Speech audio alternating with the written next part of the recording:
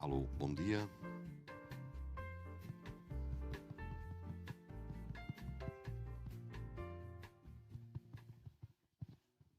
Bom dia. Vamos dar início a este segundo dia do Fórum Be-Smart, integrado na Semana Be-Smart, aqui organizada pelo município de Vila Nova de Famalicão. É um dia mais dividido entre aqui a Fundação Cupertino de Miranda e depois mais tarde ali fora no espaço de demonstração e de experiência que está a ser montado, e teremos lá então a Ágora, onde teremos mais um painel interessantíssimo e mais duas apresentações. Este evento está a ser transmitido online e efetivamente foi promovido nas redes sociais durante vários dias. Tivemos várias inscrições, mas já sabemos como é que isto funciona nos eventos hoje em dia, especialmente em dias de calor. Acaba-se por ter outras prioridades, e não esqueçamos que estamos perto de São João, não é? A semana de São João, as coisas começam a aquecer e os treinos, abriu a época de treinos. Bom, tudo isto, felizmente não nos retira a qualidade dos oradores que também temos para hoje e dos painéis que temos para este período da manhã. E sem mais demoras, porque já estamos com 15 minutinhos de atraso da praxe, vamos apresentar o nosso ilustre primeiro orador, e vou fazer a apresentação em português, mas a apresentação dele será em inglês, como é óbvio. Nem mais nem menos que trata-se de Boyd Cohen. É um estratega urbano conceituado. Ele concentra-se em inovação urbana, empreendedorismo, cidades inteligentes e mobilidade urbana. É professor da EA, da Business School e da Universidade de Vic e cofundador da Sharing Accelerator de Barcelona, dedicado à aceleração de startups de economia compartilhada responsável. Ele é também o CEO, é a sua mais recente atividade, e cofundador da IOMOB. O seu trabalho nesta última startup leva-o a liderar uma equipa de especialistas em mobilidade e tecnologia, com o objetivo de implementar a primeira plataforma de mobilidade on-demand, Mobility as a Service, MaaS, do mundo para empresas com clientes na Europa, América do Norte e Ásia. Boyd, it's a great pleasure to have you here with us. Please join us on stage. It's going to be I'm very curious to see which circle of how is your work going on with IOMOV, your latest project. Welcome. Thank you, Víctor. Hola. Puedo hablar en castellano, pero portugués no mucho. Portuñol, no sé. But I guess I'll go English, unless everyone prefers Spanish, which sometimes happens in Portugal. Last time I was with Vitor here in Portugal was 9 years ago in Bragança, I think. And that was before I started IMOB. I've been in smart cities for a very long time. And what's that? Yeah, it's not mine. I can try to present this, but it's in Portuguese and it's not my content, but I'll figure it out. While we're waiting, what can I say? Okay, so what a joke. How about you, George? No? Not that good joke. Okay. We're an intimate group here, although, Vitor promises me there's like 80,000 people watching on the streaming here live, so, there I am. Okay. So, in the smart cities journey I've been on, I spent many years looking at the entire scope of what a smart city is, I built the Smart Cities Wheel, which has been used here and around the world as a way to sort of benchmark and rank and evaluate smart cities.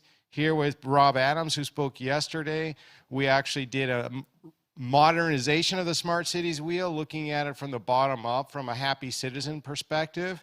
That was several years ago from the Smart City Expo output. And in the Smart Cities Wheel and all my work, of course, in the smart city space, you know, you have something around energy and people and the way the government interacts with residents. You have buildings. You have ICT infrastructure of all kinds. So you have these sort of different categories of smart cities activity. And over time, I decided to get more and more focused on one of those. And for me, it's mobility. I'm very passionate about mobility. I don't drive a car. I don't have a driver's license. I actually hate being in cars. I really do. And I live my life on trains, bikes. I mountain bike every weekend, scooters, transit, metro. That's how I move around the world. And because of that background I have, I was inspired to build a company that was really focused on these challenges that we see in the mobility space. All of us here in this room, because anyone who cares about smart cities is well aware of the issues we have with climate change. And you're all aware, I'm sure, that transit is one of the biggest contributors to climate change worldwide and the largest one of individuals. So while industry still has more emissions from energy, us as people consume more emissions from our mobility choices, flying, driving everywhere, etc. And it's the only category of activity economically in the world that has not reduced its rate of emissions since 1990.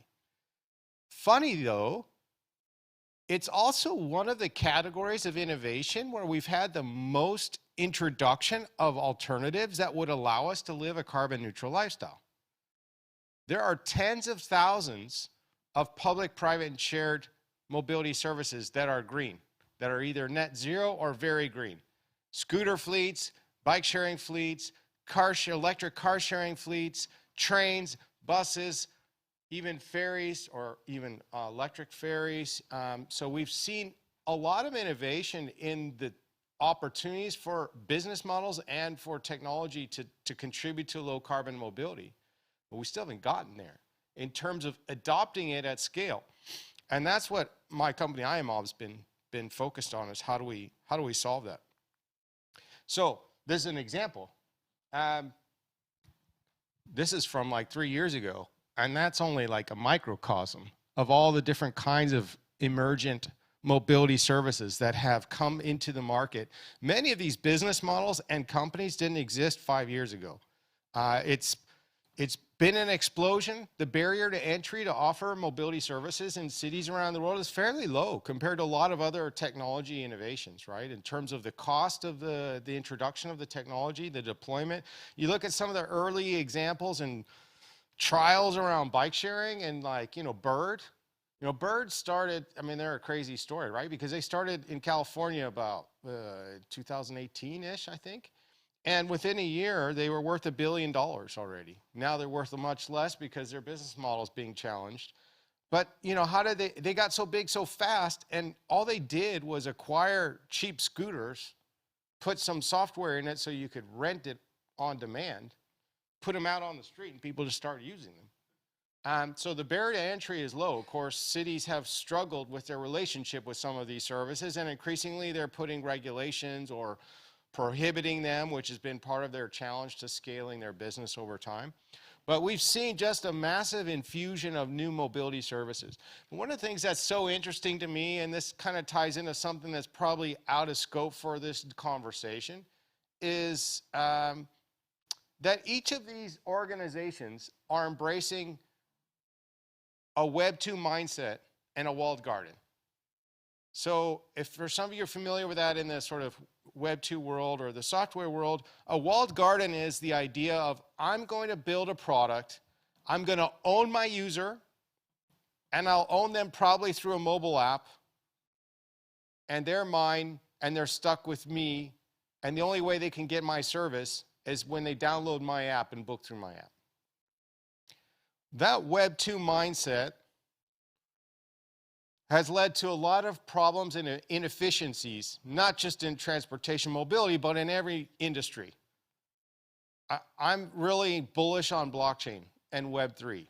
And I don't want to waste our time trying to, because this blockchain tends to be a subject that in the smart city space, a lot of the audience is not yet that familiar with. So I don't want to bog you down in details. But the concept of tackling fragmentation problems and coordination problems in transportation through blockchain is very powerful. And why is that so is because if every company that launches a service and every transit agency that has their own public transit service has their own app, if all these services exist, car sharing, bike sharing, scooter sharing, trains, buses, bikes, urban air mobility, you name it, all these are all separate apps. All right, take Rob and I, we came here from other parts of Europe the last few days. We come to Porto for a day and we're moving around. How many mobility services that operate in Porto have an app that we have? As in, he lives in Eindhoven, I live in Barcelona. Very few companies that have apps on my phone operate mobility services in Porto. In some cases, none. Even Uber in many markets doesn't operate, right? So the challenge of this fragmentation all around the world means it's super hard for any one of us to navigate all the fragmented mobility services that are all in this Web 2 paradigm that they all want to own their own user with their own app. The idea of a more decentralized approach to mobility that facilitates a more seamless connectivity of mobility services around the world is that you and I can travel anywhere in the world using whatever mobile app we want, and we can discover mobility services near us, like a scooter or a bike, regardless of whether we have that bike or scooter company on our phone. We can get a combined multimodal journey. Ari, who was here yesterday, just is on a train back to Lisbon today. You know, if he had a service like this, he could do a door-to-door journey with a rail operator that would allow him to do his whole journey through one app and book a taxi if he needs it, or an Uber, a scooter for his last mile if he wants, and not have to discover the mobility services in each part of his journey. Same with me when I go back to Barcelona. What happens when I or Rob or Ari or whoever arrives to the airport in Porto and we realize none of the apps we have on our phone are useful in Porto? What do most people do? They go to the taxi stand, take a taxi. That's what they do. Like 98% of people who travel, that's what they do. Why? I don't want to figure out I don't even know the local even if I know one, I have to download a new app. I'm only going to be here for 3 days. Forget it. I'm just going to go and take a taxi. Well, if the whole world just takes a taxi, or similarly, like this happens with our clients in the UK, London Northeastern Rail is one of our clients that's using our technology to provide seamless door-to-door journeys for their passengers. The idea, they call more journeys more often. They project 6 million more journeys per year because they're using our technology. And why do they project that? Is because their users tell them that the reason they don't take trains more often is it's too frustrating to figure out how and when to get to the train station. Will they get there on time? Then when they get to the other station, because it's in another city, none of their apps work. They don't know if they'll get to the meeting on time. So they just take their car, which is in the garage. They have a key. They go open their garage door, they open their car, and they go to the destination. Okay, they're going to be stuck in traffic for 3 hours. They're not going to be able to use the internet or work during that time because they're driving.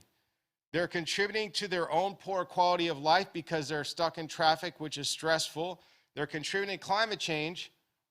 And they could do it probably in many cases faster if they did a door-to-door journey with London Northeastern Rail, but it's too complicated for them to figure out the first and last mile, so they just forget and take the car. Based on their own user research, they can get 6 million more journeys if they solve this fragmentation problem in all these cities. Because they go from London Northeastern Rail all the way to Brighton, or no, not Brighton, they go to Scotland. And on that journey, there's many cities that are not served by the mobility service providers that exist in London. And so if I'm a user in London, all my apps for moving around London are useless when I get to another town. So people just say, forget it, I'll just take my own car, despite all the reasons they shouldn't take their car. So that's the concept of, for those of you familiar with mobility and smart cities, you will all have heard of the terms mobility as a service, MaaS. Our first product is a platform that does what I just described. We basically connect services. We have Uber and Bolt, but we also have taxis, we have scooters, we have bikes, we have parking, we will have EV charging, we have Via bus on demand services. We integrate all these services into this software platform, and then we allow public or private organizations, train companies, cities, transit agencies, airlines, hotels, to add mobility networks to their own mobile app. So you're in the, I don't know, you're in the Marriott Hotels app and you want to figure out how to get to and from your airport and your hotel, you could just, we don't work with Marriott, but if they did, if they integrated our technology, they could allow their visitors to use their app to move all around the world without having to find local apps for every mobility service. And then once they get to the hotel and they're going to be there for 3 days, they could use the app to move around on scooters and bikes and public transit without having to download different apps for everything. That's what we're trying to do. And why we're trying to do that is because of what I said here. This is why we're trying to do it. How do we get more people out of cars and into sustainable, shared, multimodal mobility? Is, first of all, we've got to tackle the fragmentation problem that exists with this Web 2 mindset. So this is our first platform product. This is what I was just describing. We basically take APIs, for those of you familiar with that. We take APIs, we integrate the Uber and the Bolts and the Tiers and the Voice all the way so that you as a user, if you're using our technology, you don't know you're using our technology because we're not a consumer brand. We plug this inside as like an Intel Inside middleware solution into train apps and transit apps, etc., so they can offer this to their user base. But if you're using it, you can discover services around you. You can get a journey plan that allows you to combine everything. Even things like, for Brightline Trains, our client in the US, as well as London Northeastern Rail, they both wanted parking at the train station to be one of the options for users so people could do park and ride.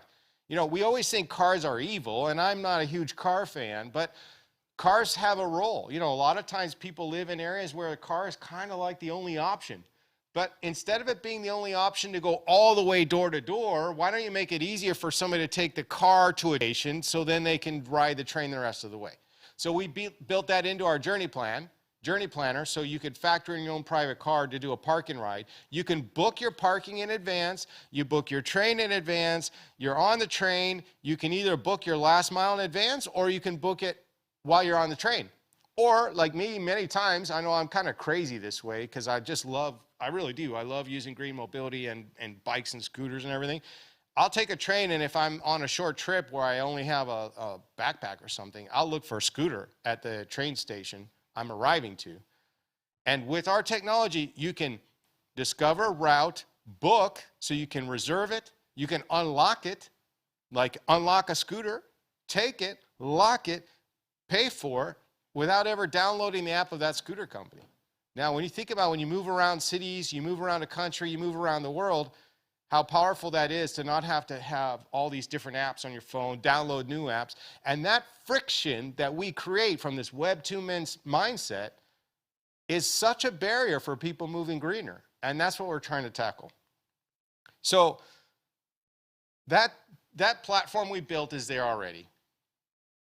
But in the concept of MaaS, in fact, I'm going to jump ahead to another slide for a second. I'm going to jump all the way to here for a second.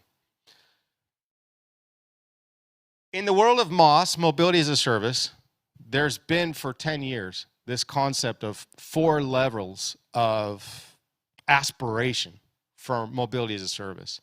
And the 4th level is seen as like the holy grail. The holy grail of MaaS is, can you embed societal incentives so that people are encouraged to move greener and use all these sustainable mobility services through incentives, through nudging mechanisms that allow sustainable mobility to be more inclusive, so more people have access to it, not just wealthy people, but also we accelerate the adoption of these greener mobility options. What we decided last year was that our platform was not succeeding in level 4. It was good for the earlier levels of solving fragmentation the way we described, but it wasn't solving this other pain. And instead of trying to solve it through the same product initially, we said, why don't we create a new product? And that's what Wheelcoin is. So I'm going to introduce you to Wheelcoin. So Wheelcoin is an app. You can all download Wheelcoin right now. I hope you do. It's in the App Store, iOS, Android. Some people are downloading it. I see that already. So, you know, with the crazy audience we have here, I'll get at least 8 more downloads from this community today. Really excited about that. So what Wheelcoin does is if I download as a user, I move around. I authorize the app to track my movements. I don't even have to look at the app. I don't have to turn it on. I could leave it, I could not have the app on for a week. It doesn't matter. If I have my GPS on and I authorize the app to use my mobility data, the app detects what mobility choices you make. It knows if you're walking, biking, on a train, on a bus, in a car, or a plane, and a ferry. It rewards you with Wheelcoin. 1 WHL is equal to 1 kilogram of avoided emissions. How do we do that? Well, the technical part of it is we have a detection system that uses the hardware, triangulates data from your smartphone hardware.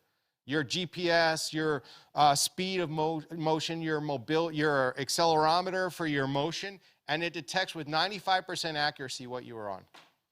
You earn Wheelcoin, and then Wheelcoin can be used.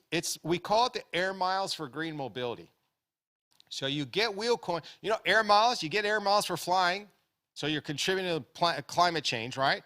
Why not get an air miles for doing the opposite, for saving emissions by choosing greener options? That's what Wheelcoin is. It's air miles for green mobility, passively detects, but it also does something just like air miles. You'll be able to see this here in the video. It's a video of my actual app that I have on my phone. Passively detected my motion these days. I got different amounts of Wheelcoin for how much I moved, in which mode of mobility. And then down here we have redeem your WHL for discounts. These are all the discounts we've negotiated with companies around Europe and the world who are starting to offer us, to our users, you burn WHL that you've earned for free by moving green, and you get discounts on green mobility services and other kinds of services. So trains, EV car sharing, Heathrow Express. That's actually a metaverse thing because some of our customers wanted that. Flixbus, a bus service discount, Tier, Dot. These are examples of deals we already have in the app. You get them for free, these discounts, just by moving green. By doing the right thing, you get Wheelcoin. Not only can you do that with Wheelcoin, but you can do other things too that are really fun. So we have this program right here, Digital Collectibles Program. The first version had 100 collectibles from 20 cities around the world where we have a lot of users.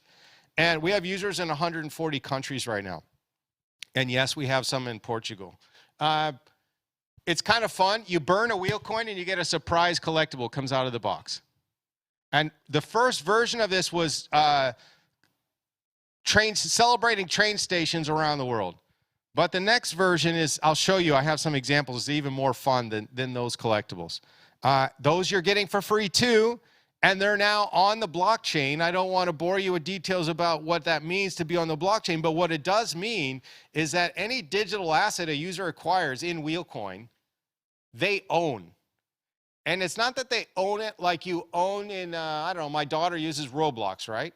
She spends, well, I say we spend $10 a month on her subscription, right? And that's because she wants to be able to get more skins and more things for her profile and everything. The problem is, she's 11 now, she acts and looks like she's 15, and so any day now, she's gonna, I don't care about Roblox anymore. But what happens to all these digital assets she acquired, all these skins and I don't know, all the stuff she does there? All gone when she leaves. Can she sell them? Does she own them? No, they're not hers. When everything is on the blockchain, the user who acquires digital assets, whether that's WHL, the reward token, or whether that's digital collectibles, they own those things. And what does that mean they can do? They can buy and sell them in the open market. That we already have live. We have a dashboard tool, which I was showing a little bit there, which allows us to track anonymized data for user bases. We're using that with companies. So companies are using Wheelcoin for business now, which is they encourage their employees to download the app. We give the company an anonymized dashboard, so they now have good data about the emissions of the mobility choices of their employees. We have leaderboards so they can create competitions to try to encourage their employees to move greener. They can have a monthly or annual prize for the greenest mobility employee, etc. And also, and one of the reasons I came here is I was talking to Vitor about this a few months ago, is that we're now rolling out something we call Wheelcoin for Cities, which is currently, I don't know if I should say this with streaming, but I'll say it for now. Currently, it's free for cities. It won't be probably forever, but right now it's free. So I'm not selling anything. I'm offering this to help grow the community around the world right now, is what we're doing. So this is a case study of our first city rollout. The city promotes the adoption of Wheelcoin. There's a video that runs here in their train stations. So they're in their trains and their buses, they have an infotainment system that encourages their residents to download the app and be part of this green revolution. These are 3 cities in Sweden that are part of the Net Zero EU Cities Initiative. They get digital collectibles designed for their community, but this time instead of those little train station icons, they look like this now. We're using artificial intelligence to generate points of interest digital collectibles. So we work with the cities to say which points of interest in your city you want to promote in the app. Then we embed them. We're adding something for any of you who've ever experienced Pokemon Go. We're adding something like Pokemon Go into it, which is, you know that surprise box I showed you before when I pay a Wheelcoin and some surprise collectible comes out? We're still doing that, but now we're going to have an extra part of our algorithm that the closer you are to a digital collectible, the higher the probability is you'll get it. So there's a bit more local flavor to it and a more desire from users to be more connected to the app and to the experience. Finally, they are offering things like discounts on public transit. So their residents can actually burn Wheelcoin and get discounts on transit services by moving green in their own city. This is a precursor to where we think we will eventually get, which is Wheelcoin as a loyalty token could actually be used as a payment token. It could actually be used for paying for public transit services. Cities could say, well, we'll give you discounts, or we'll allow you to burn 100 Wheelcoin. You can actually get a monthly transit pass, or whatever that is. That's where we think it could eventually go. And I'm wrapping up. This is the journey we've been on. So we built IMOB a long time ago, the core mobility network. Now we've launched Wheelcoin and Wheelcoin for Cities. We're launching now with Santiago de Chile and Valdivia, Chile. They're launching in July. And then, you know what we are going to do that's really interesting is we're going to actually integrate Wheelcoin and IMOB as one solution as well. We'll keep them separate, but some of our clients are saying, you know what, we'd like to have both. Remember that this thing here, they want both in one. They want a platform that allows people to move green easier by solving fragmentation, and they want an incentive scheme that actually allows their users to earn Wheelcoin and spend them on the services inside the same app. Well, so we're going to be embedding the functions of Wheelcoin inside our core mobility network. And with that, thank you. Thank you. Thank you so much, Boyd. It's really, really impressive work that you are bringing this time to Portugal. You will have the chance in the next panel to talk a little bit more about these solutions. They have a lot of technology, embedded technology, but also they have like a big intelligence approach to the cities and to users that need to embrace also this new pragmatism of choosing green transportation and get better for the environment. Thank you so much, Boyd. Thank you. It has been a pleasure. And agora, em português, passamos novamente para a nossa língua nativa. And by the way, you will have at least 10 more downloads, probably.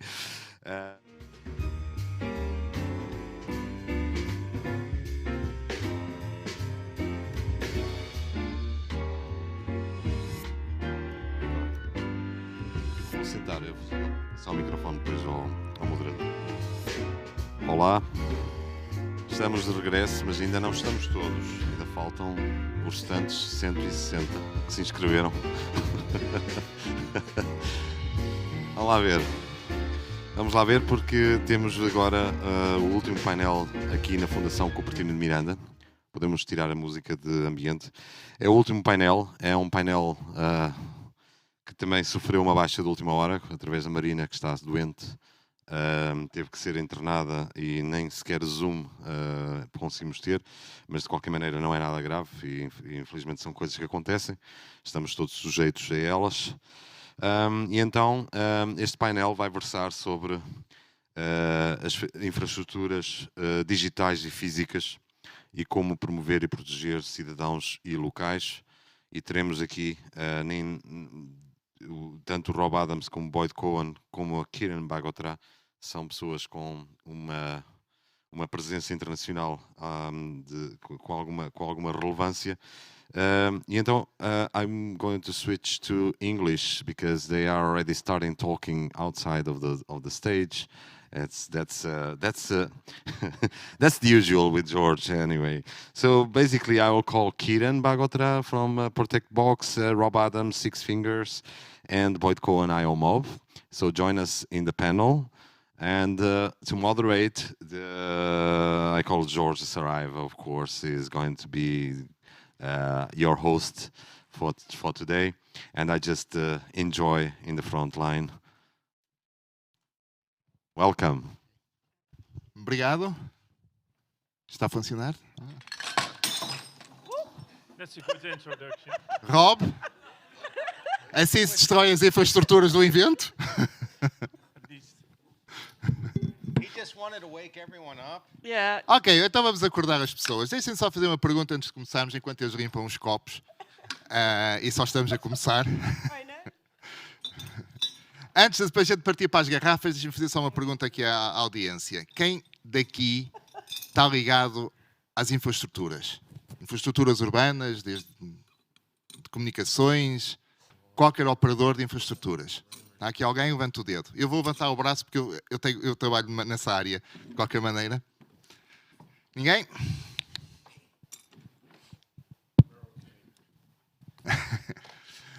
Isto demonstra um pouco também a importância dos eventos das Smart Cities. Neste palco, hoje, estão provavelmente 3 grandes especialistas do melhor que há no mundo a nível de infraestruturas e de trabalhar infraestruturas e digitalizar e renovar infraestruturas dentro de uma cidade.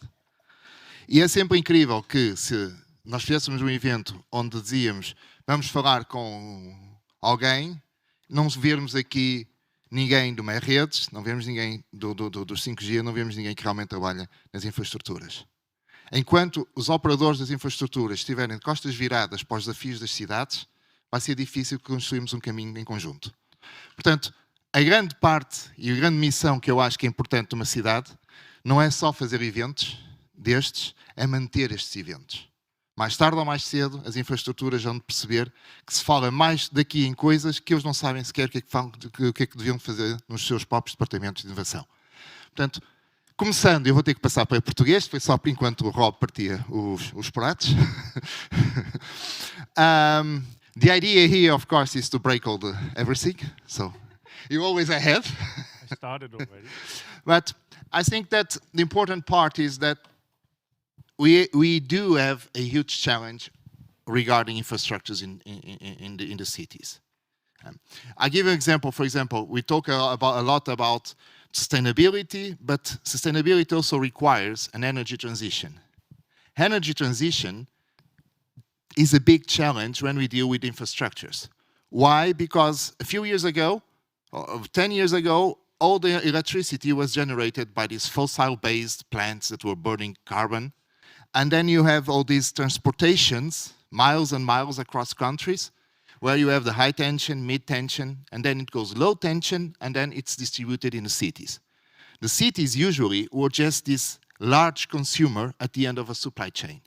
That goes with almost every infrastructures. Things have changed. A smart city is incorporating production into the cities. That means that infrastructure, like the electrical ones, now needs to be different because you can produce energy on your rooftop. And when you produce energy on your rooftop, you probably want to share the excess of energy that you produce. You may want to sell or share to your neighbors. And sometimes you just buy to your neighbors, sometimes you just produce, and sometimes you just buy to this electric company from the DSO. This mind shift has a lot to do on the infrastructure. It's no longer one way, it's multiple ways. And it's not only one supplier and one buyer, it's multiple buyers. So we need to focus on having not only infrastructure, but also the digitizations of infrastructure. And not less than that, we also need to focus on, when you're talking about digitization, then we're moving to another big game changer, 5G. 5G is another infrastructure. In London, for example, the catapult said, smart cities will start now because of 5G. Forget the past. Now it's a different ballgame. And we do need to see that everything like this lands on cities. And then we have problems. One of the problems that I remind is we always have the silos, right? And the reason why I'm saying this is because we have Kiran here. She has a huge, long experience on dealing with infrastructures. She worked for the minister in UK. And she also had a huge conversation part, but main problem, of course, when you deal with the ministers, when you deal with these kinds of high level in the country, is that, of course, you have the silos. So, Karen, I will start with you. Sorry, guys, ladies first, and you broke all the glasses. So, Karen, I'll start ask you exactly like that. Give us just a short overview of your career and working on infrastructures, and also the importance of connecting the silos. I would say breaking the silos, but that will go for the glass. So that was a bit of breaking. So let's just connect because it's smoothest, and also the standards and everything, which the British standards are always very keen of. Good morning, everybody. My name's Kiran Bogotra, and I'm currently the founder and CEO of ProtectBox, which is an artificial intelligence powered marketplace. So think booking.com plus Experian. But before I talk about ProtectBox, as Jorge very kindly mentioned, I've worked across infrastructure for almost 25 years. I started off originally in investment banking, Chase Manhattan, JP Morgan, Cazenove. And at Cazenove, I set up their bond advisory service. So the debt, bonds which are debts, which are sort of an extension of loans for companies. Cazenove had a very big advisory service across the emerging markets. So China, India, a lot of the Middle East. The banks that I worked for, we helped them raise the debt in the financial markets that set up a lot of the oil production facilities across the Middle East, railway systems in China. In India, I raised a fund through the private equity fund, 3i, that was a spin-off of the UK government, and it was the very first Indian infrastructure fund that the Indian government licensed. Not just the first one that it licensed outside of India, so 3i is a UK private equity company, but it was also the very first infrastructure fund for India that it licensed. And that built they call them like the cross, like the north to south roads, east to west roads, the major airports now that we all fly into. That was we're now going sort of 15 years ago. So that was one of the very first. where we talked to private equity LP buyout, like buyout LPs. So the Singapore Investment Authority, the Abu Dhabi Investment Authority, the Aramcos, the high net worths of the world, who would normally only invest in really quite high quality infrastructure, 10%, 15% returns. We convinced them to invest in sort of mezzanine, 20 to 40% infrastructure returns. That has now become, I think that's on its third or fourth fund, which is into the tens of the billions now. And it's no longer seen as a risky form of asset. So that's a very interesting thing that I've seen happen over my career. Then, as I consulted, I've raised funds for South African mining companies, for Dutch smelting companies, again, all infrastructure based, not just the property, but the assets as well. And then I ended up in the Cabinet Office, which is sort of kind of like the Prime Minister's office. But I also worked in the Foreign and Commonwealth Office, which is sort of like the Ministry of External Affairs over here. And I did a number of projects for the US State Department as well, which is kind of like the Internal Affairs Department for the US. And those were, for the UK government, we did a review of all of the critical national infrastructure. So everything that is infrastructure-based, but that is critical to the running of the country. We worked very closely with the Dutch government. My role in particular in terms of the silos was that the Cabinet Office is like an incubator within government. Foreign Office is one of the departments, but we had the Energy Department, the Telecoms Department, the Water Department, the Environmental Department. All of them had the information on what CNI we have in the UK. And I did the first, it was commissioned by the Prime Minister David Cameron, and it was called the Letwin Review, and it started and we looked at flooding defences initially. So we mapped, over the course of 6 months, we mapped all of the flooding defences around the UK, and the very interesting bit about it, which is very relevant to here in Portugal, was that the flooding defences were part owned by private operators, so sort of utilities companies, energy companies, as well as the government. So mapping them really required a big public-private initiative. And the gathering of that data was a task in itself, but then to map it. And then the other thing that we did, again, a lot of expertise gained from the Dutch in this is that there was a lot of interdependent services like electricity, like telecoms, not just mini-grid system, but oil provision, gas provision, that all sat behind flood defences. So we had to map those, look at the interdependencies between those, and then we also worked out if we were to repair or extend or make those defences resilient, what was the best science-based evaluation process to take into account with everything that was happening with climate change. And we looked at 10-year, 20-year, and 50-year resilience. And I was saying to Jorge yesterday, the thing that I found most fascinating, there was actually very little difference between 20-year resilience and 50-year resilience in terms of cost, in terms of keeping the flood defences resilient, which I was very surprised about. So I did that review, and then I worked for the government in cybersecurity. My team managed all of the bilateral and multilateral relationships for the UK government on cybersecurity. So I don't know what possessed them, but they used to send me out as the UK's expert on cybersecurity. They didn't allow me to wear dresses like this or earrings like this then. We will get to cybersecurity before. I'm just interested in that part of the funding part because it's always a big topic. 2 years ago, I think you were with me in that event.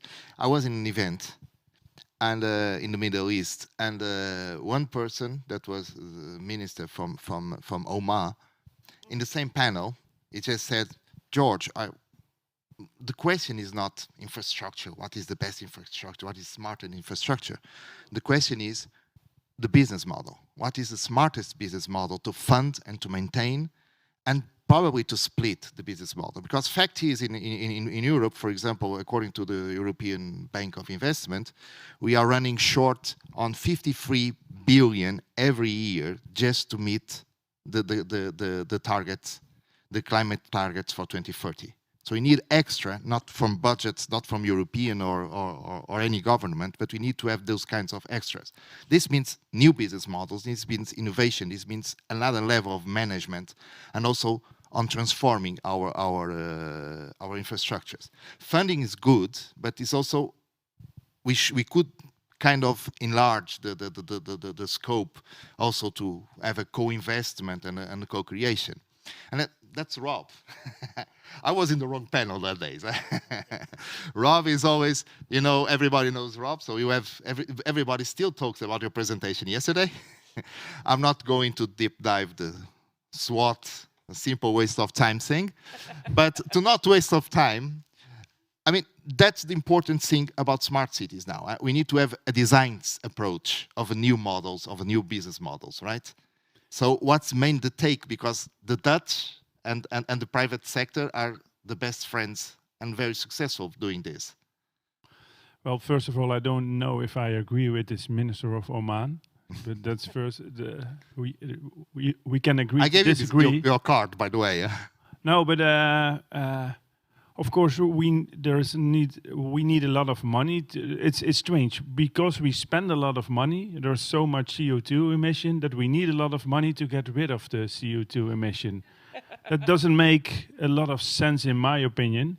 If you see that the 10% of the rich people are responsible for 51% of CO2 emission, maybe the problem is with the people who have money. And those people who have money, they sit in the governments or lead big companies. And they talk about, it's all about less CO2 emission, then they are going to build up plans to make sure there will be less, but they need money for it. But they have the money, they spend the money, so they are responsible for 51% of the CO2 emission. So the problem is maybe with the people leading the companies, leading governments, having a lot of money and spending it in the wrong way. So maybe they should first of all look to themselves. I think that would be a good case.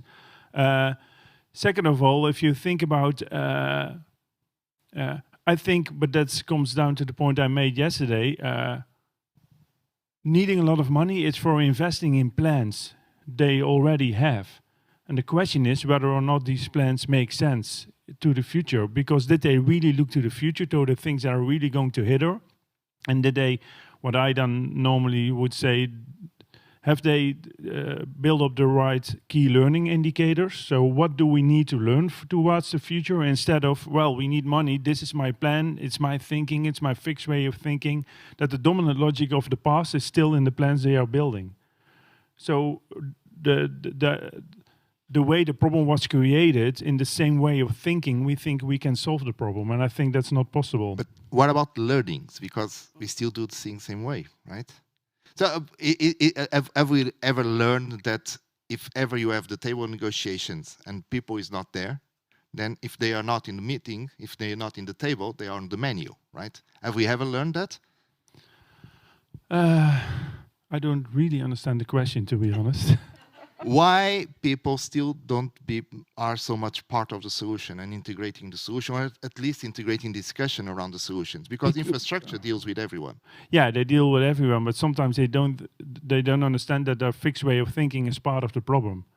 If I look to infrastructure in the Netherlands, like I stated yesterday, if the street I live in is 20 meters wide, and 2 and 2 meters are for me, kids and people to walk on, 2 and 2 meters are for cars to park, and we have 12 meters left for cars to drive. So if I would build my house based on the specification of the infrastructure in the Netherlands in my street, my house would have a garage of 80% of my house would be a garage. That's pretty stupid. Nobody, and we all accept it as normal because we don't think about it anymore. In my city, hometown city Eindhoven, we have 2.2 million square meters of parking space. Can you imagine what you could do with 2.2 million public space? What you could do with it? That's amazing. What you and this is not driving. This is just parking. 2.2 million square meters. That's for each inhabitant of Eindhoven. That's 9 square meters. So that's silly, but nobody talks about this system. And when you ask people, what would you rather look if I'm in my house? What would if I look outside of my window? Would you love to see cars? No, of course not. I think cars are ugly, so I don't care about cars. I'd rather have green, but we don't have the green because we really need to change our habits. And the way of changing our habits, that's difficult. And in the most plans I see, it's still the fixed way of thinking is building more and more efficiency. In the fixed way, we build up cities, design cities. So we need to redesign, reimagine cities instead of thinking, well, we are part of the problem. I think most people who are part of the problem, they cannot solve the problem. And like I said yesterday, you need to be aware of experts because they are often the biggest barriers to the future. So I think we need different kind of thinking. Look to ecosystems in biology. The great thing about in nature or ecosystem is that it doesn't need to grow; it stabilizes. And we as human species, we interrupt this ecosystem. We think we can solve it, but if we keep growing, more and more people spending more, it's almost impossible. Can I make a quick comment? I think we're obviously sitting here in Europe, in the West, and we talk very much around habits and fragmentation and convenience. A lot of our behavior is driven by convenience. The further out you go to the places where climate change is really beginning to hit, Singapore has money, Malaysia has money, Bangkok is going to be submerged fairly soon. For them, it's they're feeling it right now. So they're deploying the money, they're changing their habits, they're redesigning everything because it is happening to them straight away. Some of the flooded, like the coastal villages in the UK, are looking at some of those same things. So until we feel the urgency, and the urgency is more important than the convenience, right now everybody goes after the convenience. Yeah, we are steering towards icebergs like the Titanic did. And we don't change course. We just think, oh, we can move it around, or maybe it will melt on time. It will because climate is changing. So they think there are no icebergs, but there are a lot of icebergs we might hit. And I totally agree. We only change our habit if it's right in front of my face. And the strange thing is, because of flooding, we are now going to build dikes like the Dutch did, building a lot of dikes. That's not solving the problem because the water will rise. So it's just a temporary solution. And I think most money we just talked about is about building dikes and keeping away the danger. True. But you cannot keep away the danger. You should solve the reason why it's happening. And we are now just building dikes, and that doesn't make sense to me. True, but just to keep short, go back a little bit about when you mentioned the example of mobility, and also we do have another person here which is pretty expert on that. The guru. And the guru on that. Oh, but if I'm a guru, I'm an expert, then you should stop listening to me. That's what he just said. Shut up. That was my call. So, but there is a difference, by the way, about the expertise and things. People like Boyd, which is not the only one on the stage, that you started as an expert on smart cities, and the smart cities wheel is still a reference, even you hated about it, right? But that's another story. But the funny thing is, people like you just pretty much stop acting like an expert and consultants. It's not storytelling. You are doing it. You are moving it. You are putting all your chips, all your bank accounts on a mission. And it's more than a business, it's more than a mobility. And this is happening now with some generations of the first initial people that started working and dealing with smart cities. Most of these people are now trying to get a new, different approach into the business.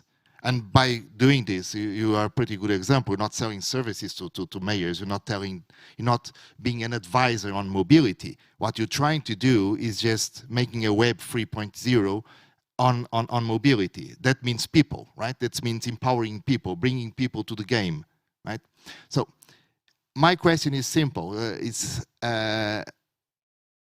another infrastructure in your business, which is the people. That's the soft infrastructures part. Right, to calling engagement and making people part of the ecosystem. How is it going?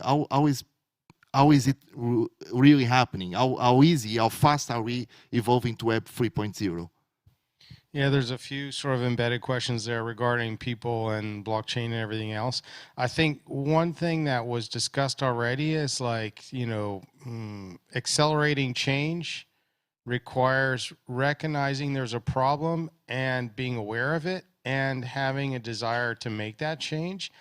And, Wheelcoin in particular was born with this idea that we need to make climate action fun and engaging and rewarding, because we keep seeing the icebergs and the floods and the storms, and we keep talking about tons of CO2 that need to stop. We need to get to 1.5 degrees maximum to avoid calamity. But like, what can you and I do? What can she do? What can he do? What can my family do? And it feels like for so many people, it's this super abstract thing around climate change. And, like 10 years, my first book was called Climate Capitalism. It came out in 2011. Back then, people thought I was crazy because I was literally talking about how could you reorient our economy to address climate change and actually win-win so that the outcome is good for everybody, including business and governments, etc. That was more than 10 years ago. But the thing is, like, people are intimidated. Like, back then, nobody really got it. The average citizen didn't even believe climate change was real. I think now you probably have, 75% of the world population realize the science is real because they can see it in their face right now, and so it's obvious that there's a problem. But then you're like, well, are we going to just scare people and like make them panic, or are we going to give them some tools to live a different life and feel part of the solution, but something they can engage with? And that's what Wheelcoin was born to do, to like help engage people around the world on the low carbon journey in a way that's very accessible to anyone, anywhere in the world. We have people using Wheelcoin in 140 countries around the world, and we don't even spend any money on marketing at all. They're just learning about the app, they're downloading it, they're getting rewarded for moving green. And there's a part of inclusivity around Wheelcoin, because when you earn Wheelcoin for free, you can get discounts on green mobility services or even public transit, which means like for lower income people in countries very much affected by transport, by climate change, they have a path to be part of the solution by living their daily life the way they often do in mass transit and be rewarded with these Wheelcoin, which they could sell or use for discounts. So I think that's part of like the discussion around engaging people in this journey is, yeah, we've scared them a lot with climate change now. Yeah, they know we have to change, but what can they do? And I think we need more of these kinds of tools. What can you as an average person on the street, family, whatever do? So that's a big thing. On your second question on blockchain is still very early. It was really emerged in the world about 10 years ago with Bitcoin. It's like every emerging innovation or technology has early adopters. It also has a lot of early scammers and fraudsters.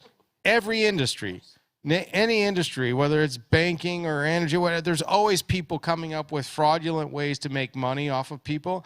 And so blockchain gets a bad name because there's a handful of really bad actors in blockchain, but anywhere there's big money to be made, there's bad actors. You can't avoid it. It just exists. But the majority of the blockchain community is very focused on leveraging blockchain to build decentralized solutions that change our economic model and bring to the world new solutions that empower users in different ways. And one thing, there's a particular part of blockchain I'm super excited about, and I would encourage all of you to look at. If you want to study anything in blockchain right now, I would study something we call ReFi, which is regenerative finance. And regenerative finance is the idea of, can you embrace regenerative economics, which is this idea of rethinking our economic model, kind of what Rob's talking about. Like, instead of like more efficient, optimal ways of enabling traffic to flow in a city, why don't we rethink our economy from an ecological perspective and embed negative externalities in our economy and rethink our infrastructure in a new way where we can live in harmony with the earth That's what regenerative economics is about. Regenerative finance, or refi, is about how can you embrace those principles and leverage blockchain to do it, and leverage tokens as an incentive scheme, and tokenize land and water and other service ecosystem services, so that we start to factor in the negative externalities of our economy and reorient, like we're doing with Wheelcoin, is a tokenized model to incentivize different behavior. We're basically tokenizing green mobility, a unit of green mobility. Well, we should be tokenizing everything and incentivizing everything that moves people in a more sustainable way. So refi is something I'm very passionate about, and it's a space that's really growing in blockchain. Well, we do have some kind of other examples. For example, still on energy, because I'm pushing for my backyard. We do have the energy communities, for example. Now it's possible that you produce energy in your house, right? It's possible even that if you get together with your neighbors and you, for example, buy some batteries together and make a kind of a community and just share the batteries that your solar roof produces, you can be almost autonomous of that. Right? Problem there is, of course, infrastructure again. And then it looks nice because people get together. It's happening nowadays in Portugal. People get together. They want to hold the discussions about, can we help each other? Can we share? Because I'm hardly home at the afternoon, and we have these heat waves and lots of protection. Why don't we share? Right? That's a common ground. But then we need to go back again to the cities and say, yeah, but we don't have infrastructure for this. It doesn't work. We don't have a microgrid, and it's not smart. And even if we have a power ledger, which is a blockchain for this, it doesn't work because we don't count. We don't know which one is moving back and forward. So we need again to go back and say the world could be much easier, but we still lack of foundations, right?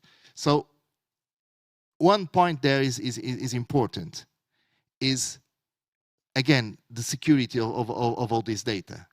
People want to cooperate, but they need lack of a data infrastructure and also a physical infrastructure, right?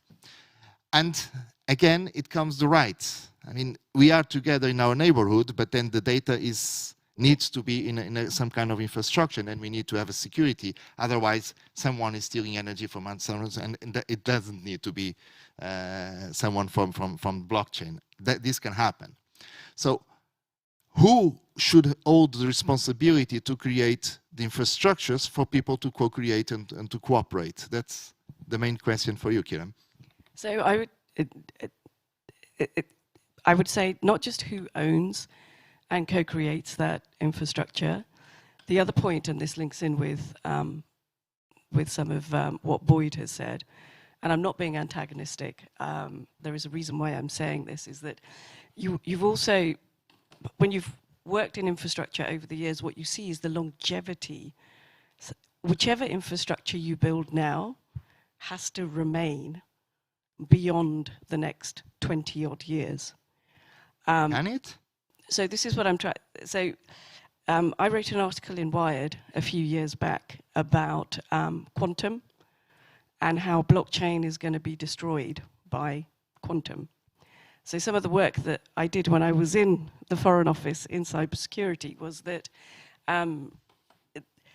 there are quantum computers out there that can break RSA encryption. So RSA encryption is what defines our passwords. So passwords can very easily be hacked. And through I wrote the artificial intelligence for Protect Box. The AI, the mathematical models that define blockchain, within about the next 10 years when quantum computers are available, they will break these decentralized systems. There's a few blockchain systems available now, places like Switzerland, that are quantum-proofed blockchain.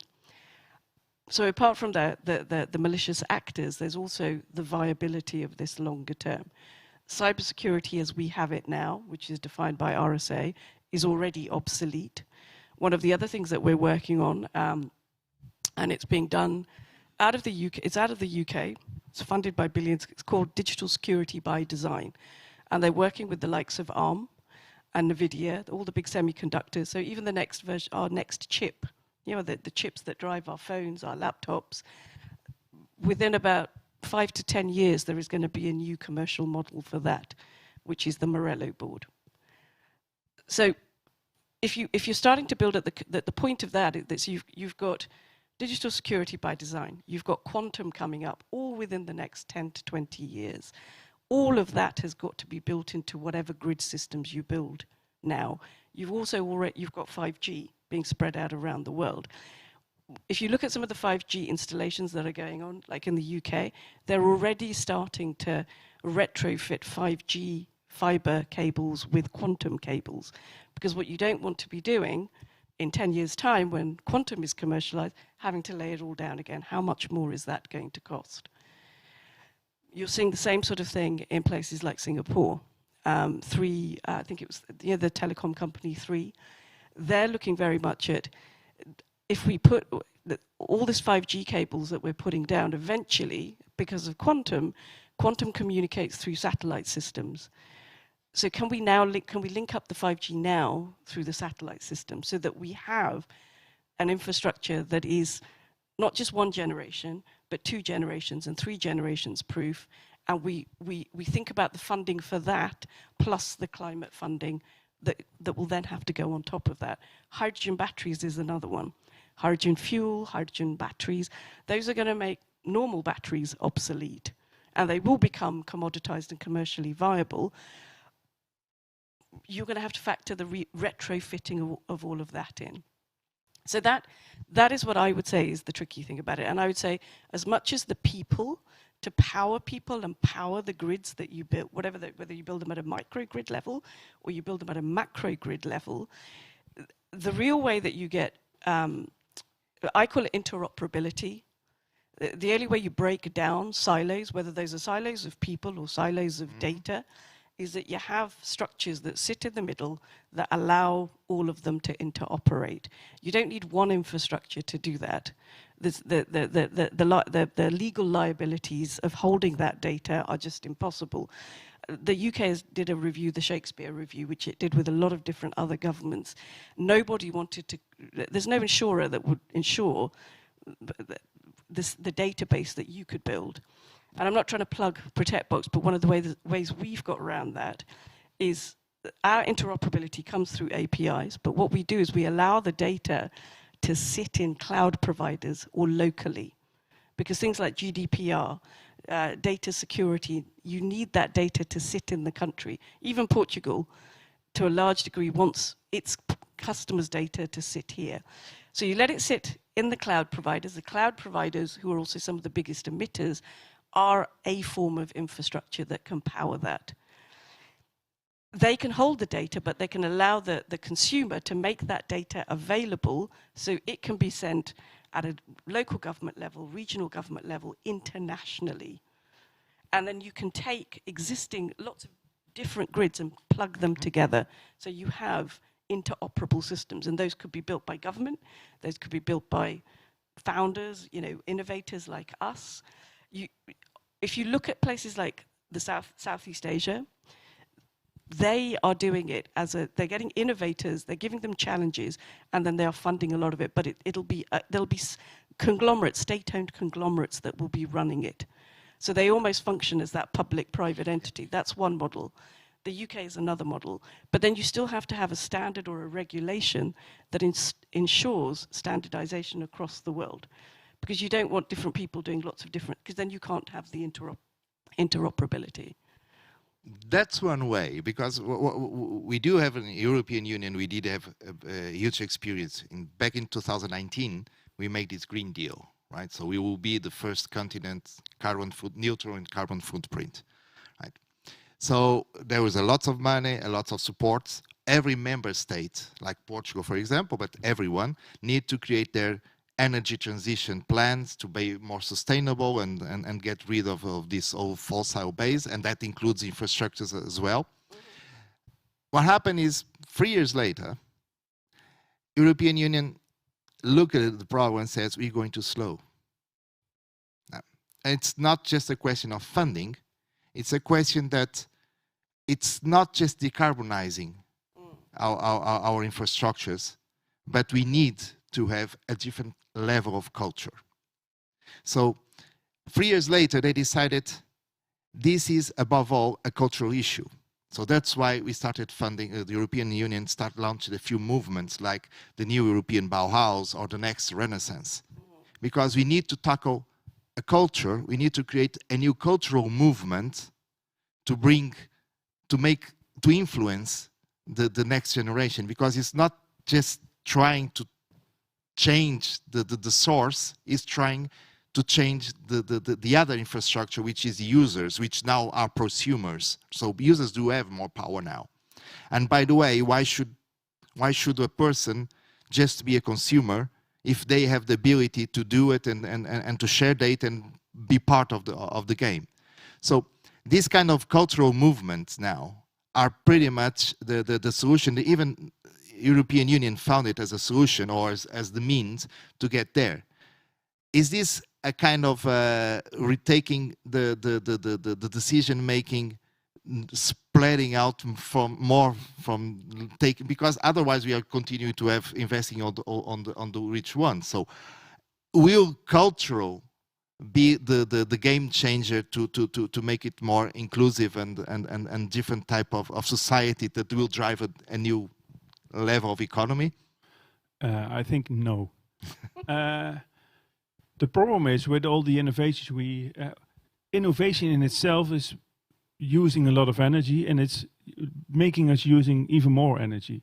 Most people don't know that if you say to Siri, look this up or put on the lamp, that there's data going from your Siri back to a data center, needs to something.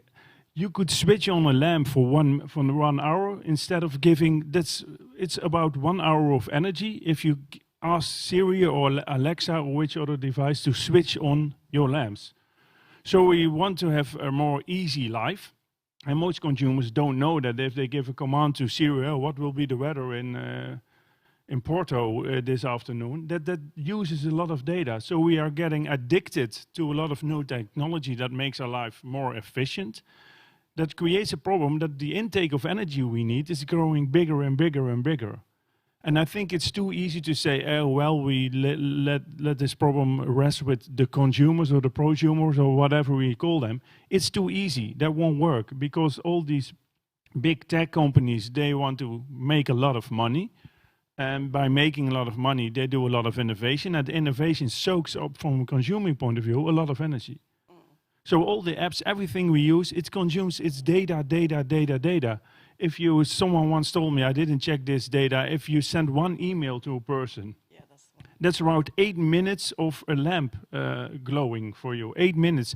So if you send an email to someone with 10 people in the CC, that's around 66 minutes of making sure there's light in your house. So what's the solution? Going off green? The solution is we cannot solve this problem by saying to consumers, it's your thing to be done. We need to restrict maybe certain sectors for making a life more efficient by using a lot of energy. And of course, the hydrogen battery, that will... But what I like in your example is that people in a neighborhood, they want to make sure they get energy by themselves, but they're using a lot of batteries. We don't know what to do with these batteries in 10 or 20 years from now. We are soaking up so much materials that there will be... I think there might be a big world war coming based on Antarctica. The things are melting. There are a lot of materials on the ground of Antarctica. We need to build all these semiconductors, all these chips and silicium, and everything is in the bottom of Antarctica. Antarctica is not now owned by one country, but pretty much sure that the US, the EU, China, India, all the big countries are after all these materials in Antarctica. It's driving us towards a world collision because we need more energy, and nobody thinking in the long term about what to do with Antarctica, where all the materials are. We are exploring space maybe we find materials on the moon or whatever. So we are exploring space. We want to go to Mars, and I think I will kill myself after walking for 1 week on Mars because it looks pretty boring. We have a beautiful Earth, and we are going to Mars while not saving this Earth. I would definitely kill myself after So, 1 Rob, week walking on but Mars. before you kill yourself, let me tell you Okay, I won't do it now. No, please don't. I couldn't live with myself if I was on this panel and I didn't have an intervention. So one of the things that we're working with, and this is cloud providers, data centers out in the Southeast Asia, who are some of the biggest generators. They're not the Amazons or the Oracles. These are like the Alibaba clouds, the Google clouds, FPT, Viettel, because like that's where the data sit. They are looking not just at offsetting, they are actually looking at optimizing the emissions from their data centers and almost recycling and regenerating the energy that they're using, whether it's in terms of how it's located, how they're heating it. It's some of the most advanced stuff I've seen around data centers and just reducing not just the emissions of it, but what they're also looking at doing, and this is one of the applications we're talking to them about, is how they can then allow their supply chain, so all of their customers and their users, to also benefit from the emissions reductions that they're looking to do. That is not even being thought about or talked about or even considered over here in Europe. It's known in the US, but it would take a huge amount, or it's very difficult for the US to do it, because if you look at the DNS and the data centers and where they're located, they're in such public places, it's very difficult for them to retrofit in the US.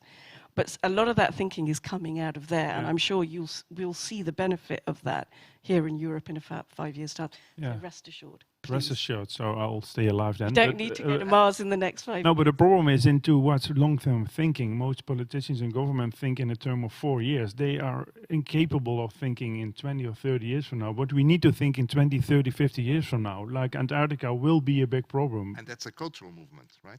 That is some sort of a cultural movement, but we cannot say it's up to you. It's too easy. Like a lot of generations say, oh, we'll maybe the next generation will take care of it, and then, oh, then I can do. Oh, I don't need to do anything anymore. It's not up to the next generation. It's up to us acting. True, but that's the point. How can we engage? How can if you don't have traction, you don't really have any movement, right? It's just have a walk. But like these big IT companies who have a big impact on this world from an energy point of view, the IT sector is using a lot of, and we all are used to it. I think they need to think also, there need to be regulation that the innovations you have cannot lead to using more energy if it's from an energy perspective. Okay, so that brings me a tough question, right? Because you are working on the behavior change, right? So you are providing technology and the tools for people get a new perception about energy. But blockchain does consume a lot of energy. So how come we are doing? We are walking. What are we talking or walking the sustainability? Because it's so. Bitcoin mining is very energy intensive. It's a type, I don't want to get too technical, but it's a type of consensus mechanism that's called proof of work. And for Bitcoin to work as a blockchain, it requires massive computational power from these massive facilities around the world. Proof of work, while it is very energy intensive, it's worth mentioning that that industry, the Bitcoin mining industry, because they've been under pressure, has been one of the most advanced of any industry in the world in terms of embracing renewable energies. They're often co-locating on oil fields to capture methane as their primary energy source. So they're actually contributing to solutions. But I'm not here to defend Bitcoin mining, even though I think, you know, when you look at the data and the actual evolution of that industry, you actually realize it's not the way people think it is. But the rest of blockchain is what's called a proof of stake mechanism for consensus, and it is not energy intensive. And in fact, Wheelcoin is deployed on a blockchain that's called Celo, C-E-L-O, and they are a world leader in what I spoke about earlier, regenerative finance, so refi. So they were born on Earth Day. Their main net launched on Earth Day 2020. They're extremely focused on climate. Many projects like ours have deployed on them because they're by default carbon negative. So there's a lot of misunderstanding around blockchain and what its impacts are on climate and energy consumption. But the short answer is Bitcoin is very energy intensive. However, a lot of that activity around mining is actually based on renewables, and they're capturing waste heat and various other things. And almost the rest of the blockchain ecosystems around the world are based on proof of stake, which is very low energy consumption. And some, like Celo, are actually carbon negative. And what about the other side of the coin, the benefits of behavior change? How is it working? Do you feel that you're grabbing more and more users, you're gaining traction, not just for an application, but traction to a new sense of participation on the project? Because that's the whole game, right? Right. So I have two answers to that. One is, we asked our users, so over time we'll have better data to compare individual users before and after using Wheelcoin, but we did ask our users in a poll fairly recently, and more than 20% of our users said they have actively made changes to their mobility patterns because of Wheelcoin. It's making them aware. It's like all of you who are in the, you know this very well because you're in the energy space, but smart meters, and how just implementing a smart meter makes people aware, and it roughly relates to a 20% impact on people's behavior, because they finally have information that they see on a regular basis, and it impacts their understanding of their impact. But outside of that 20% example from users, we've had some anecdotal things that have been very interesting, like when we launched this digital collectibles program, which might sound silly to a lot of you, people, just like Pokemon Go and everything else, people like to collect things. And if you make it fun and engaging and rewarding to collect things, you want to collect them. And so we got people addicted to the digital collectibles, and we have people writing us saying they want new ways to be able to earn more Wheelcoin because they've spent all their Wheelcoin trying to get all the collectibles. And because it's random in terms of how you get them, you end up getting a lot of duplicates, but you don't get all of them. And we made 20 out of the 100. So for each city, we have one rare collectible that's gold. It's different, and you kind of want it because it's hard to get, right? And we've had people blow all of their Wheelcoin for this purpose, trying to get those. And you, like, I have spent 500 Wheelcoin trying to get 100 collectibles, and so far I have 93%. I'm missing 7. All 7 I'm missing are gold. Now that the collectibles are on chain, I can go buy the gold ones from people who have extra ones. So that's how I'll solve my own personal need to get to 100. Plus, I move green.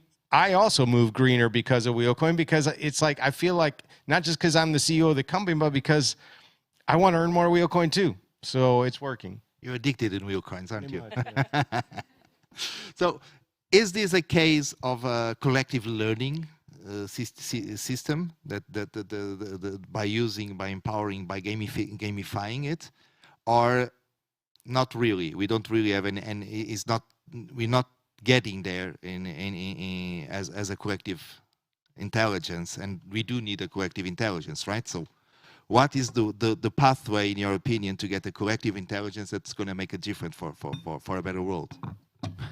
That's a big question. Yeah, I know, because I'm going to make big questions. You take time, because then Victor will kill me before the time, but that's okay. Then at least, then you are. Then I die, not you, yeah. I think we need collective learning. That's the point I try to make in the new book and in the keynotes I give, that we need to build an intelligence system. It's not about knowledge anymore, it's about intelligence, and it's about finding the right questions, and that's really difficult. Especially if you ask questions, you're actually challenging the dominant logic. And if you challenge the dominant logic, the people having the power leading this dominant logic won't like you. So I think we need more people who don't mind to not be liked by the. We need more. We need more revolts. We need more different stories. People are always used to provide solutions and ask for solutions. Yeah, but right. So we have a problem. We expect someone to bring the solution for me to implement. Yeah, but no one can solve the climate problem. That's too big. You need to decipher what's the basis of this, what are the parameters on which you can change, and what are the questions we need to ask there to change their dominant way of That's a logic. learning. Because we are used to growing. Everything, like I said yesterday, everything needs to grow. But growth for growth's sake is the ideology of the cancer cell. It will destroy us. So we need different kind of ways of thinking. But when people are and it doesn't necessarily have to be with young or old. We need different kind. Minds need to be connected and not in a digital way, because that soaks up a lot of energy. No, that's just a joke. But we need minds to be connected to. It's not saying you need to change, because people who say you need to change are the ones probably not changing, because most people who say you need to change, they say become like me. That's a bit arrogant. That's why I dislike people who say you need to change. But we need different kind of thinking to challenge this dominant logic, and it's starting to happen. Finally, more people are thinking about, is capitalism the right way? Is it the way we democratize? Is that a good word? Democratize everything? Is that a good way? So things are changing. We are getting more. There is more challenging of the status quo, but. Can I give you an example? Yeah, please do. So we received Innovate UK government funding. This was right at the start of COVID. It's part of their Sustainable Innovation Fund to build into our cybersecurity marketplace a net zero score. So like you have 5 stars, we do 5 trees. So for all the millions of cybersecurity products around the world, we're the only ones who've gone out and tracked scope 1, scope 2, and scope 3 emissions for all of them. And then we've coded into our AI science-based targets, the SBTIs, because 3 years ago that's all that was there. And we're working with the British Standards Institute to upgrade that to BSIs, to the ISO net zero guidelines. And what we found, so we're not a reward program or an incentivization program, which I think is, I was fascinated hearing about Wheelcoin. We're a carbon footprint for the person that, not the product that you're buying, but the seller that you're buying from. And you can, like if you're buying a flight on Kayak, you can pick your products based on different ratings. When you buy a package of cybersecurity from us, you can pick based on which one has more trees. So if it's got 3 trees, 5 trees is that they're net zero. And not only can you pick the package that's the most sustainable, you can then also offset and remove for the bit that they haven't done. So like you do with flights, right? You buy the code. So, but we go beyond offset, because ISO net zero doesn't see offsetting as truly sustainable. So we even allow removing, not just tree planting and more. And the thing that we get asked, and we see people more and more, they will buy the products that they think are more sustainable. So as a result of that, the sellers have started to give us more data, more of their scope 1, scope 2, scope 3. They come to us now and say, is this how I need this, how you want me to present this data, or how do you want me to present it? The thing that we're being asked by corporates and at sort of smart city government regional levels is, can you give the buyer the ability to tell the seller what they would like them to do to be more sustainable, or what if they could feed back to the seller something, can you build that mechanism in? And I said, yeah, very easily. So that's one of the bits of funding that we're looking at doing next, where as you're buying the products, like you would on an Amazon or something, Amazon have climate pledge. We're part of the climate pledge, and we're talking to them about, so the user can directly feedback to the seller. I know this about you. I've seen, on our 5 trees, you can drill right down, and it will show public data and data that we've taken off the net. So the user can the buyer can make a decision at that point and say, do you know what? If you did this, more of this, I would buy more from you. And that feeds right back to the buyer. So that sort of work is, we've been nominated for the Earthshot Prize. But that's a common example of kind of co-creation from corporate and their consumers or their customers. But we couldn't build that without the data. if that wasn't digitized and we didn't have that data feedback loop, there was no way we could collect that at the scale that we can collect it. And because we've trained it into the artificial intelligence, it's being updated real time. I'll get there to the artificial intelligence. I'm curious about the Wheelcoin for cities. Grabbing exactly the same example, can we in the near future know the behavior change in cities for the people by using the Wheelcoin and becoming more sustainable? Because is that another service level that we can have if a city adopts the wheel chain? Will a city know how we started and how far are our people getting a more collective intelligence of more sustainable or new behaviors? Because that's the important part when we talk about the standards. Everything is focused to key performance indicators to be better, to be more competitive. What about the behavior indicators? How we are changing our lifestyle to become more sustainable? Will a city be able to measure that if it adopts the Wheelcoin for cities? Yes, we have this dashboard tool that our company clients are using, and for cities, they can use it as well. And that's one of the reasons they're partnering with us, so that they can get the data about how their residents are moving, and you can see trends over time, leaderboards as well. And in fact, Santiago de Chile, which is one of our newest partners, they have a new citizen data program that's around creating an open data platform for citizens to be able to be more engaged in smart city related data and be able to do things with that data. So one of the things they're excited about Wheelcoin is it's a very engaging way for them to be in their early launch of the citizen data platform to get really kind of interesting data, because no offense to you in the energy space, but like, you know, an average citizen doesn't understand kilowatt hours and the data that might flow from that. But they can understand, because our data shows you what percentage of people this week versus last week walked versus biked versus took a train versus a car, etc. And they can all be part of the journey of trying to collectively reduce their emissions. I will say one more thing, because Rob talked about it earlier, and I agree with this, which is sometimes we want to put the blame on citizens or on consumers, and our whole economy is messed up. And our economic model is flawed around growth for growth's sake, around financial mechanisms only, around lack of reflection of negative externalities of our economic activity. So yes, citizens can play a role through things like Wheelcoin, but unless we get companies and governments to align on rebuilding our economy in a more sustainable way that reflects the negative externalities, which means a radical rethink of everything we do, not incremental improvements to how we're managing traffic flow. I mean, we could all criticize Saudi Arabia for good reasons, but, and we were talking about this yesterday or day before, the NEOM project in Saudi Arabia is fascinating.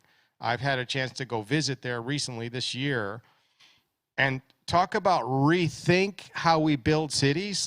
That's what we're talking about. Can we, I don't mean incrementally improve something, can we dramatically rethink how we build buildings, how communities live, how they move? There won't be any vehicles in NEOM.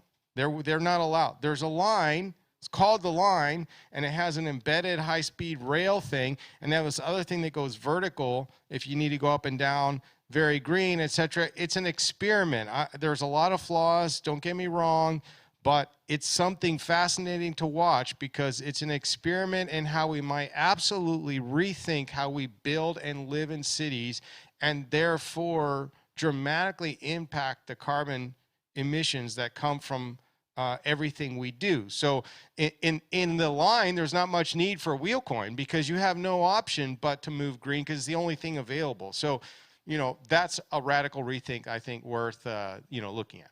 But rethinking our economic system, that means pretty much deleting most of our collective intelligence about economics, right? I mean, the GDP, for example, if GDP grows, if you drop oil on the sea, because then you need to hire more companies to come up and clean it, and by hiring more companies to come up and cleaning, and other companies to advertise that the oil company actually is good for us, and all these new hires that you do from a disaster, that increases the GDP. So this is a typical case that we do have our concepts, which, by the way, they are taught in universities and everywhere. Our concepts and our collective intelligence is looking to the wrong way. Yeah. Right. So how can we fix that? That's your last call, by the way, because Well, otherwise the strange thing, if you produce a napalm bomb or a drone that kills people, you add to the GDP. And if you use them, it's not being added. It's nowhere. If you cut down all the trees and make chairs out of it, you add to the GDP, and no one talks about cutting the trees. So it's a strange system we have. And of course, we really need to change. I don't know how. The only thing I can do is kick it or try to... but we need new key learnings for the future. We need new, and that's the point I want to make. Why is Mother Earth not at the table? Why are next generations not at the table? I don't understand politicians or CEOs of companies who only think in the now and making money now, while they have kids and they know they are damaging their kids. The future of their kids they are damaging, and they don't care. They rather pay money out to their shareholders instead of embracing their kids and saying, you will have a good life in 30 years from now, based on the decisions I made. No, I need my bonus, and that's the problem. That's the real problem. completely true. Now, show me the sixth finger. Where is sixth finger trying to alert and to change the current? We are hired in by companies who really want to explore long-term thinking. So I've got more examples, but Vitor is saying you don't have the time, so I don't have the time. I always listen to Vitor. Show him the sixth finger. I always listen to Vitor. Now, we are doing projects with real long-term thinking. So what we're saying to these companies, what you're doing now, how will this harm the future in 10, 20 years from now? How could this possibly harm? Let's look towards the future. What will be the scenarios that the future might look like in 10, 20 years from now? Which are the themes that will have a direct impact on the world? And then travel back. It's a backcasting process. So go towards the future, decipher how the future will look like in some scenarios. What is the scenarios you pick? We think these are the themes that will be driving society back then. Go back to now and say, what will be the role of innovation? What will be the role of our strategy towards the future if we think this is correct, what we predicted? Those are projects we drive, and we do it in the food, we do it in education system. We're now building a new education system because educating is also something strange. I think if there would once have been a brainstorm 1,000 years ago, how are we going to educate our kids? Well, we will place them in a room with maybe 120 square meters. We put 40 people in it. There's one person coming in front of that. He's telling or she is telling a story, goes out, and then they have learned. Probably everybody would have think that's a stupid idea, but that is where we educate. Yeah. So we are being hired by companies or government to bring in different kind of thinking. Do they always embrace it? No. But if 10% of that does, that will lead to a change. So that's what we are doing with Six Fingers. Perfect. Kiran, if everything goes wrong, we have artificial intelligence, right? Absolutely. That's a new. Absolutely. That's the next foundation or the next infrastructure that you have to take in place, right? That's your collective learning there, right there. So very briefly, and that's the last call for everyone, and that's 1 minute for each. 1 minute for each. In 1 minute, what should be the best process to build a better world infrastructure? Definitely it would have artificial intelligence in it. Absolutely. I don't know whether it would... I understand generative artificial intelligence. We're upgrading ours. that needs to be controlled and supervised. And you need China and you need Russia involved to do that, which is what we did for cybersecurity. I would say it would need to be 5G and satellite linked and absolutely 100% data driven. Data, data, data, and that's the fuel for the AI. That's your collective learning for the future. The energy cost of digital and IT is being reduced and can be reduced, and everything should be retrofitted as opposed to completely rethinking it. You just won't get uptake unless we move to Mars, in which case the rethinking will work there. Boyd, before Mars, that's a lot for your mob. 1 minute, what should be the key foundation for a better future? I think I can do it in 30 seconds. I've spoken about it a few times. Embedding negative externalities into our economic model so that the full cost of what we do is reflected in the price. And by doing that, we can align stakeholders around a total rethink of how we build our economy. That was more than 30 seconds, by the way. Okay, 45, sorry. Rob, your call. I'll try to do it even faster. We changed our way of elections. Make sure that kids from 10 on, they can vote. And the older you get, the less your vote counts. I think that would make sense. Perfect. Thank you very much. The reason why we need to close a little bit early is because Boyd Cohen will cycle to the airport. No, With me on the back.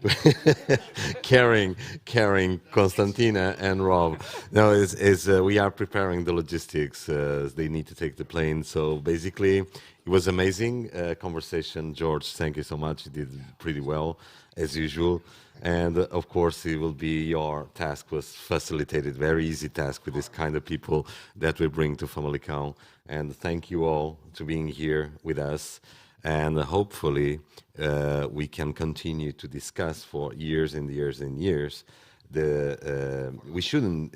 What I mean is, hopefully we don't need to discuss for years and years and years what always are the same questions. Why we keep doing things so badly, so wrong, and let's be optimists. Some things are doing good also, and hopefully this event is one example.